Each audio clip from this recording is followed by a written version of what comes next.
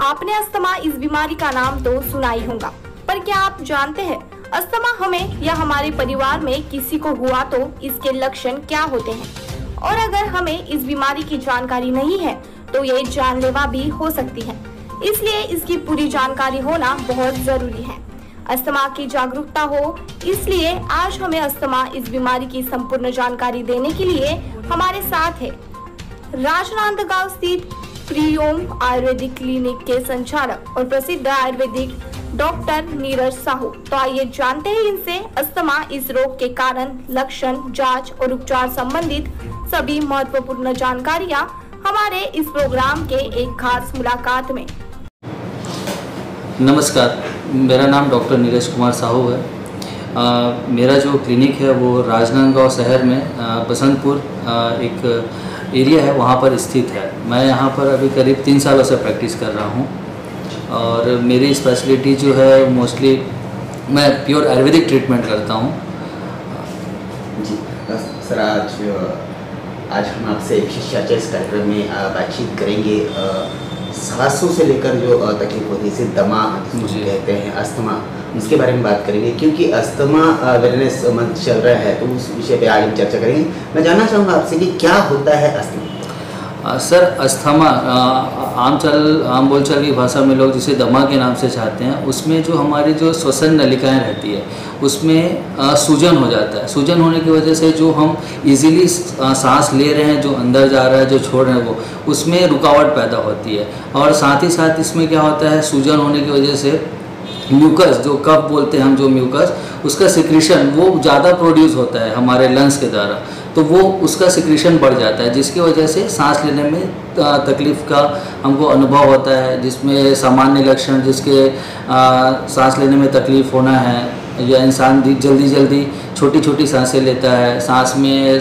जो हमारा छाती रहता है या चेस्ट, उसमें भारीपन महसूस होना, छाती में दर्द होना, कफ का निकलना, ये सारे लक्षण उसमें प्रमुख रूप से देखने को मिलता है आपको दमा में। जी, प्रमुख तौर पर देखा जाए तो किस आयु वर्ग में ये दमा हो सकता है? पर्टिकुलर कोई इसके लिए एक आयु वर्ग नहीं है। छोटे बच्चे हैं उनमें भी दमा देखने को मिलता है, ड्यू टू एलर्जी रहता है, एलर्जी की वजह से, या फिर कुछ जेनेटिक फैक्टर्स रहते हैं जिनकी वजह से दमा देखने को मिलता है बच्चों में। यंग एडल्ट्स हैं जिनमें जो बच्चे हैं आगे बढ़ते हैं, वो दमा लेके आगे ही चलते हैं। ऐसा अगर वो प्रॉपर जो एलर्जेंस है, जिनसे उनको एलर्जी है, या कोई ड्रग है जिसकी वजह से उनको एलर्जी हो रही है और दमा हो रहा है, इन चीज़ों से अगर बच के रहें तो वो युवावस्था में संभल के रहें तो अच्छे से अपना आगे जो है जीवन यापन कर सकते हैं। लेकिन अगर उनका खान पान अच्छा नहीं है, ठंडी चीज़ों का वो सेवन ज़्यादा कर रहे हैं, या जिन चीज़ों से उनको एलर्जी है, धूल भरे क्षेत्रों में अगर वो काम कर रहे हैं, तो ऐसे जगह पे जाने से हो सकता है उनका दमा फिर से हो जाए। अब ये दमा जो होता है वो रिकरेंट होता है। रिकरेंट मतलब बार बार, जब उनको जैसे ही वो एलर्जी के संपर्क में आएंगे, वो दमा फिर से उनको लक्षण आने लगेगा, फिर उसके लिए वो दवाइयाँ लेंगे, वो दब जाएगा। लेकिन वो फिर से अगर उस क्षेत्र में आते हैं, एलर्जी के क्षेत्र में, जिन चीज़ों से उनको एलर्जी है, वो दमा फिर से उनका लक्षण के रूप में दिखाई देना चालू हो जाएगा और फिर से उनको ट्रीटमेंट लेना पड़ेगा। ऐसा देखा गया है कि लक्षण में जो दमा के जो लक्षण हैं वही लक्षण आमतौर पर सर्दी खांसी में भी होते हैं। जी। तो किस तरह से डिफाइन करें कि किस तरह से पहचाना जाए कि ये दमा ही है? सर, दमा जो रहता है मोस्टली सबसे पहले वो नॉर्मल सर्दी खांसी के तौर पर ही स्टार्ट होता है। जब हम उसको प्रॉपर ट्रीटमेंट नहीं करते हैं, या रिकरेंट होता है, कोई छोटा बच्चा है जिसका इम्यूनिटी अगर कम है और उसको बार बार वो इम्यूनिटी कम होने की वजह से वो बाहर ठंडा पानी पी ले रहा है, धूल में खेल रहा है, या कोई ऐसा एलर्जन है जिसके संपर्क में वो आ रहा है, तो ऐसा करने से उसको क्या बार बार सर्दी खांसी की समस्या बनते रहती है। यही जब बार बार ये सर्दी खांसी होता है तो वो नॉर्मल एक टर्म आता है, एक वर्ड होता है, मेडिकल टर्मिनोलॉजी है, ब्रोंकाइटिस। ब्रोंकाइटिस जो है वो उसमें कन्वर्ट हो जाता है, जिसमें बच्चे को खांसी होगा, बुखार होगा, सर्दी होगा, सांस लेने में हल्की तकलीफ होती है। ये एक बार हुआ तो ब्रोंकाइटिस है। फिर धीरे धीरे ये ब्रोंकाइटिस अगर बार बार उस बच्चे को होता है तो वो कन्वर्ट हो जाता है क्रोनिक ब्रोंकाइटिस में।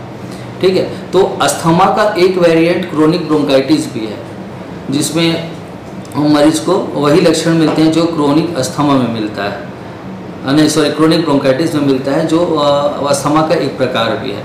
तो इस तरीके से एक ही बीमारी जो है वो समय के हिसाब से जब वो लंबी होती जाती है तो वो अस्थमा में बदल जाती है, अगर वही चीज़ बार बार हो रहा है तो। अगर स्टार्टिंग में है, बच्चे को बहुत कम हो रहा है तो वो है। और मोस्टली इसमें लक्षण जो है सांस लेने में तकलीफ़ होना, जैसे कोई मरीज़ है जिसको सांस लेने में तकलीफ़ हो रही, नॉर्मल सर्दी खांसी में क्या है, मरीज को सर्दी रहता है, नाक बहता है, खांसी आता है, लेकिन सांस लेने में उतनी तकलीफ़ नहीं होती है। इसमें मरीज़ जो है अगर वो लेटने की कोशिश करता है, अस्थमा का मरीज़, तो उसको बहुत ज़्यादा दम घुटने जैसा सफोकेशन महसूस होता है। वो जब उठ के बैठता है तो उसको आराम महसूस होता है। साथ में जब वो सांस लेता है या सांस छोड़ता है तो गले से एक सीटी बजने जैसी आवाज़ आती है, जिसको वीजिंग साउंड बोलते हैं। तो ये सारे लक्षण हैं। और ये दमा जो होता है सर, इसका अटैक आता है बीच बीच में, अचानक सीवियर ब्रेथलेसनेस होना, अचानक से उसको चक्कर आ जाता है, आँख के सामने अंधेरा छा जाएगा सांस लेने के बाद। तो ये सारे लक्षण हैं जो नॉर्मल सर्दी खांसी में देखने को नहीं मिलेंगे। आयुर्वेदिक पद्धति में अगर उपचार की अगर बात करें तो आयुर्वेदिक पद्धति में दमा के लिए कौन कौन से उपचार उपलब्ध है? सर आयुर्वेद में सबसे पहले तो बताया गया है कि निदान परिवर्जन, किसी भी बीमारी की चिकित्सा जो बताई गई है उसमें पहला स्टेप होता है निदान परिवर्जन। निदान परिवर्जन मतलब है कि आपको निदान का मतलब है कॉजेटिव फैक्टर, जिसकी वजह से बीमारी हो रही है। तो जो एलर्जेंस है, जिनकी वजह से हमको प्रॉब्लम हो रही है कुछ खाने से कुछ पीने से, तो सबसे पहले हम उसका त्याग कर दें। उसके बाद दूसरा चीज़ आता है, इसमें अलग अलग शोधन और समन, दो टाइप से आयुर्वेद में जो है चिकित्सा को बांटा गया है। शोधन में मतलब बॉडी में आयुर्वेद में बताया गया है कि शरीर जो है वो त्रिदोषों से मिलकर बना हुआ है, त्रिदोष वात पित्त कफ, तो इनके लिए शोधन चिकित्सा बताया गया था।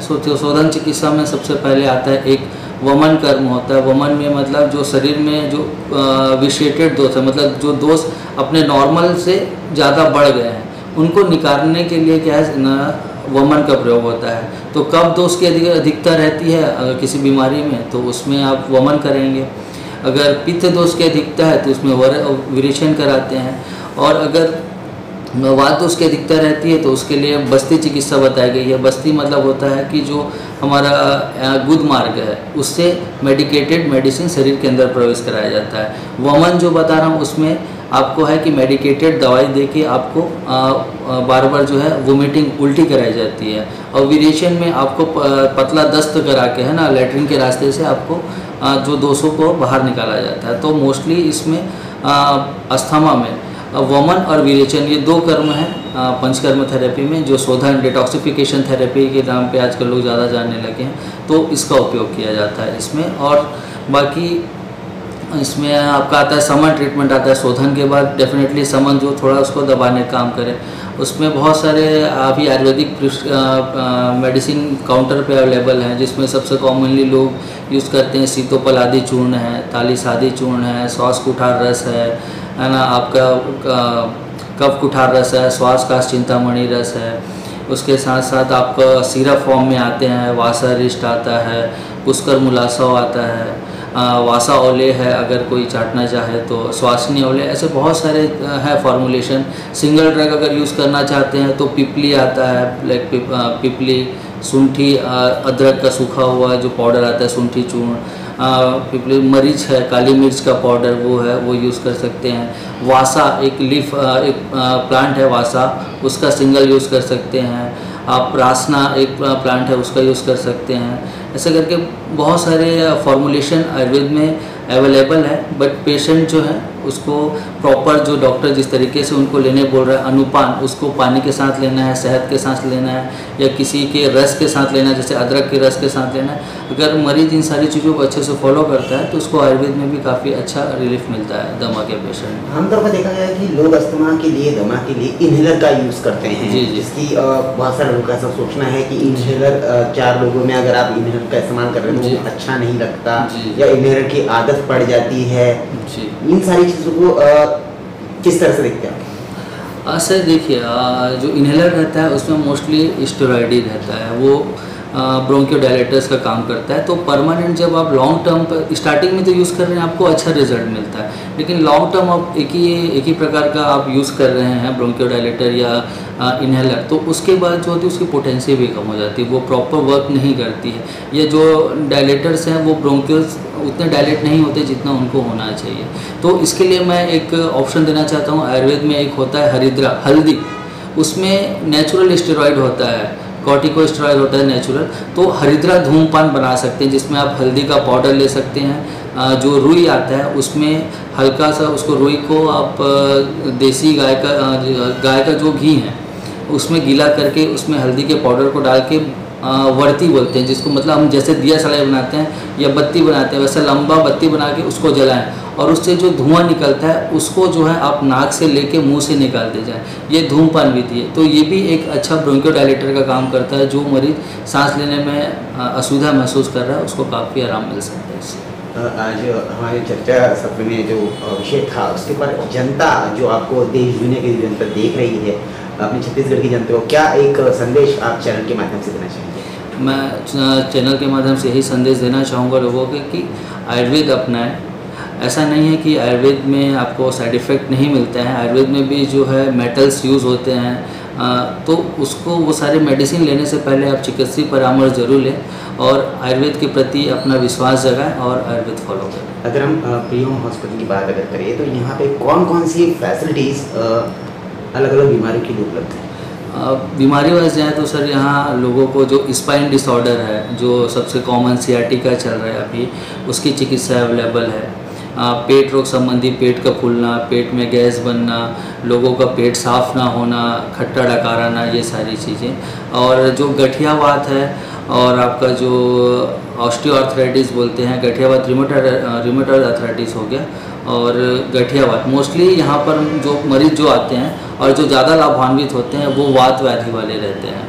तो ये सारी सुविधाएं अवेलेबल है। वात रोग की चिकित्सा बहुत अच्छे से मैनेज हो रही है। पेट संबंधी विकार और श्वसन संबंधी विकार, इसके लिए क्लिनिक में जो पेशेंट हैं उनका फ्रिक्वेंटली आना जाना होता है। किसी भी रोग संबंधित अगर आपसे परामर्श लेना है, जी जानकारी लेना है किसी बीमारी के बारे में, किसी भी रोग के बारे में, तो वो व्यक्ति आपसे किस तरह संपर्क कर सकता है? वो डायरेक्टली टेलीफोनिक कर सकते हैं। मेरे क्लिनिक का नाम प्रियम आयुर्वेद है। अगर आप गूगल सर्च करते हैं तो वहाँ से आपको कॉन्टैक्ट नंबर मिल सकता है। जसडायल में मेरा क्लिनिक जो है वो रजिस्टर्ड है, तो टेलीफोनिक कर सकते हैं। और मैं आपको नंबर भी अपना पर्सनल नंबर शेयर कर देता हूँ, जिसके थ्रू आप टेलीफोनिक आप मुझसे कंसल्टेशन ले सकते हैं। तो मेरा नंबर है 9425232833। एड्रेस है नियर महावीर फर्नीचर, बसंतपुर, राजनांदगांव।